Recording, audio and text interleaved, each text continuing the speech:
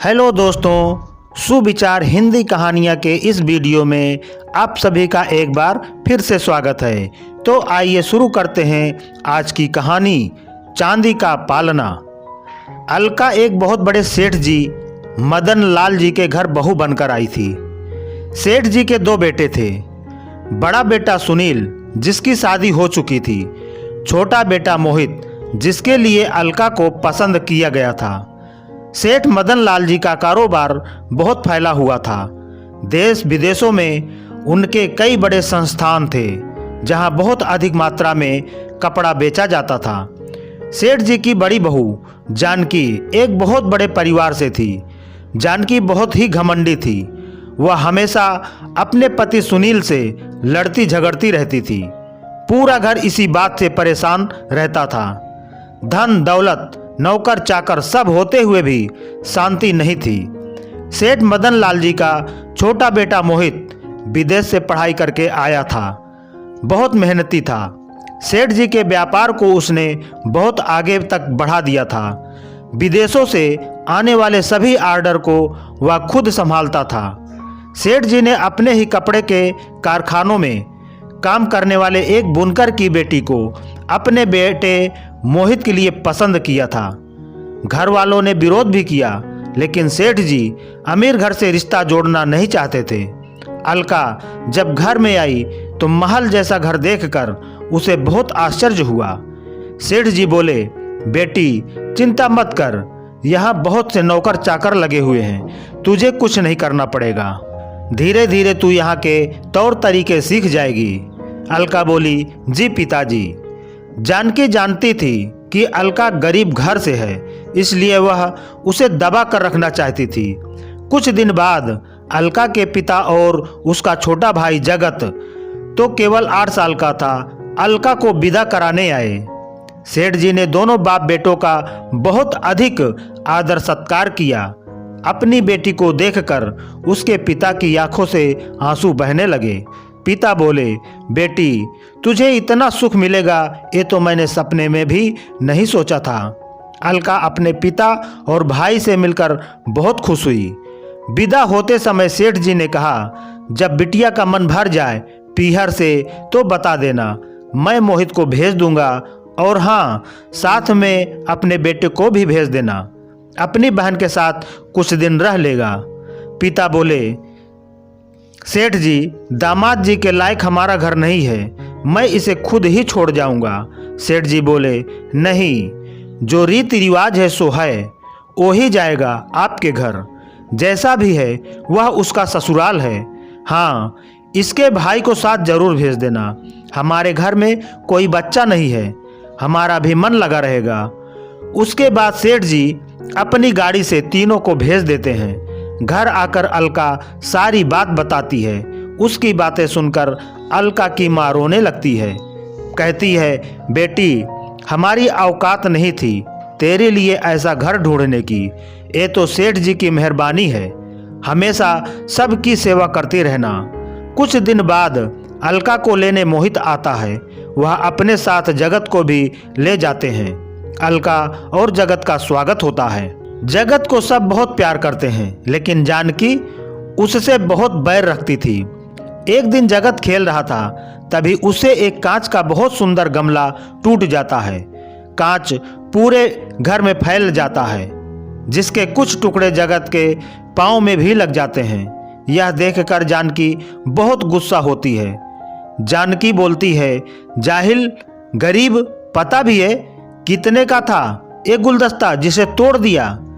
अलका तेरा बाप पूरी जिंदगी में हमारे कारखाने में काम करे तो भी इसका दाम नहीं चुका सकता। अलका बोली, दीदी बच्चा है, गलती हो गई, माफ कर दीजिए। अलका जल्दी से जगत को गोद में उठाकर अपने कमरे में ले जाती है। उसके पैर से कांच निकालती है। जगत को बहुत दर्द हो रहा था, वह जोर जोर से रो रहा था।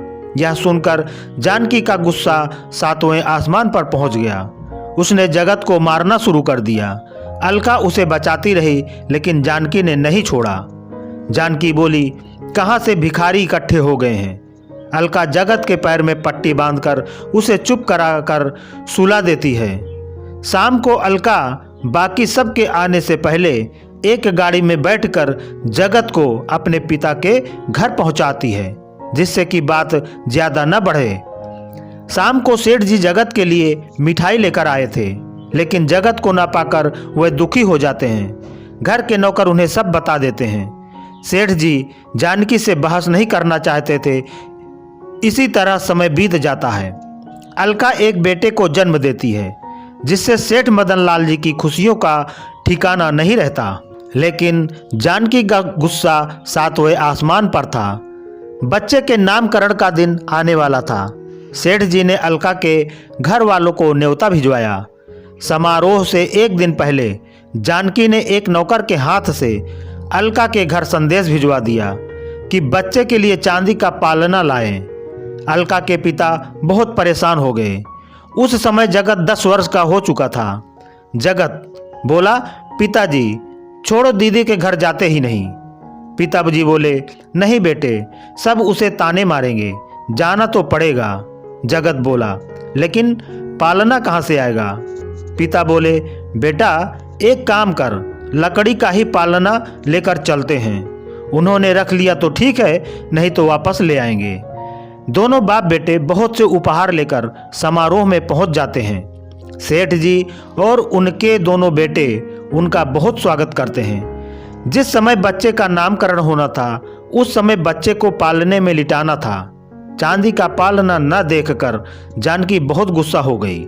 जानकी बोली, तुम्हें यही लकड़ी का पालना मिला था हमारे कुल दीपक के लिए? मैंने कहा था चांदी का पालना लाना। यह सुनकर अलका के पिता बहुत दुखी होते हैं। बोलते हैं, बेटी हमसे जो बन पड़ा वो ले आए, हमें माफ कर दो। सेठ जी बोले, समधी जी आप क्यों माफी मांग रहे हैं? जानकी तुम्हें जो कुछ कहना है मुझसे कहो। वह बेचारे कहाँ से लाते चांदी का पालना, और तुमने इनसे कहा ही क्यों पालना लाने के लिए?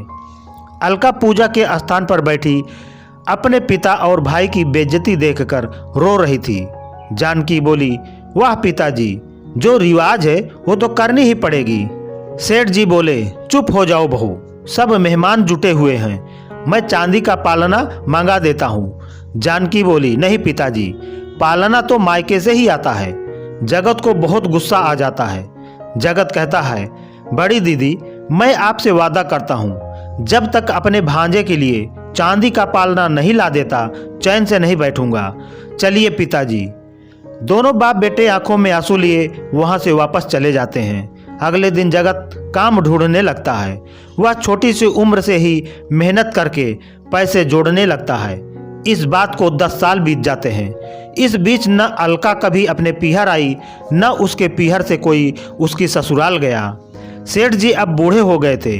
वह ज्यादातर घर पर ही रहते थे। एक दिन उनके घर के सामने एक बड़ा सा ट्रक उतरा। उसमें बहुत सा सामान था। ट्रक के साथ आए मजदूर एक एक करके सारा सामान अंदर ले जाने लगे। सेठ जी ने उनसे पूछा, लेकिन वह बिना कुछ बताए सारा सामान घर के आंगन में रख आए। सेठ जी बोले, ये सब क्या है? हमने तो कुछ नहीं मंगाया। तभी बाहर एक आलीशान कार आकर रुकती है। उसमें से एक बहुत सुंदर युवक बाहर निकलता है। घर के आंगन में पहुंचकर वह सेठ जी के पैर छूता है। सेठ जी कहते हैं, बेटा तुम कौन हो और ये सब क्या है? अलका और जानकी भी वहां आ जाती हैं। अलका कहती है, जगत तू कितना बड़ा हो गया, पूरे 10 साल हो गए तुझे देखे। जगत कहता है, दीदी आपने पहचान लिया? अलका बोली, हाँ, अपने भाई को कैसे भूल सकती हूँ। बता माता पिता कैसे हैं? जगत कहता है, सब ठीक है। बड़ी दीदी थोड़ी सी देर हो गई, ये देखो। यह कहकर वह नौकरों को इशारा करता है। नौकर सारे सामान से कपड़ा हटाते हैं। एक बड़ा सा चांदी का पालना, बहुत सारे हीरे सोने के जेवर, बच्चे के लिए चांदी के खिलौने, पूरा घर उनकी चमक से चमचमा रहा था। जानकी बोली, भैया मुझे माफ कर दो, मैंने घमंड में तुम्हारे पिता का अपमान किया था। उसकी मुझे यही सजा मिली कि मेरी कोई औलाद नहीं है। अलका अपने भाई के गले लगकर खूब रोई। अलका बोली, भैया कभी बहन की याद नहीं आई? जगत बोला, बहन याद तो बहुत आती थी, लेकिन पिताजी का अपमान यहाँ जाने से रोक लेता था। आज मैंने अपना फर्ज पूरा किया, तब तुझसे मिलने आया। अलका बोली, पिताजी का अपमान मेरे कारण हुआ, इसीलिए मैं कभी मायके नहीं आई। किस मुंह से आती? जानकी बोली, बहन मुझे माफ़ कर दो, ऊपर वाले ने तो मुझे सज़ा दे ही दी है। अलका बोली, नहीं दीदी, मुझे आपसे कोई शिकायत नहीं है, हमें अपने से ऊपर घर में रिश्ता नहीं करना चाहिए था। सेठ जी बोले, बेटी ठीक कह रही हो, मैं अपने घर के लिए सुख लेने गया था, तुम्हारे हिस्से में दुख भर आया। जगत बोला, सेठ जी क्या अब मैं अपनी दीदी को ले जा सकता हूँ? इस चांदी के पालने ने रोक रखा था आने को। सेठ जी बोले, बेटा हमें शर्मिंदा मत करो, अपनी दीदी को ले जाओ, जब तक चाहे वहाँ रखना और अपने पिता से मेरी ओर से हाथ जोड़कर माफ़ी मांग लेना। अलका बोली। अलका अपने 10 साल के बेटे को लेकर अपने भाई की गाड़ी में बैठकर अपने पीहर को चल दी।